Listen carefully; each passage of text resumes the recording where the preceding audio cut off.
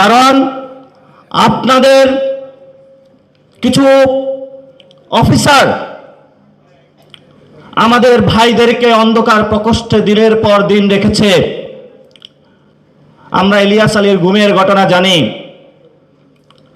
আমরা অসংখ্য গুমের বাংলাদেশে সাক্ষী হয়ে রয়েছি, কিন্তু এই গুমের সাক্ষী হিসেবে আমরা সাক্ষ্য দিব যদি আপনার বিচার থেকে পিছপা হয়ে আসেন, তাহলে আপনারা জনতার মুখোমুখি হতে বাধ্য হবেন। এজন্য আমরা সেনাবাহিনীকে আহ্বান জানাবো, আপনারা যে উদ্যোগ নিয়েছেন আমরা সেটাকে সাধুবাদ জানাই।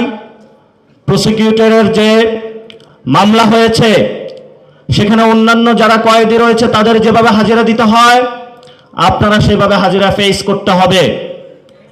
এবং আমরা এখনো ডিজিএফআই নামক যে সংস্থাটা রয়েছে এটার মিডিয়া ট্রায়াল থেকে শুরু করে বিভিন্ন ষড়যন্ত্রের শিকার এখনো হচ্ছে। আমরা আওয়াজ তুলেছিলাম বাংলাদেশে ডিজিএফআইকে সংস্কার করতে হবে, কিন্তু আপনাদের থেকে এখনো কোনো উদ্যোগ আমরা দেখি নাই। এটা আমাদের জন্য দুঃখজনক।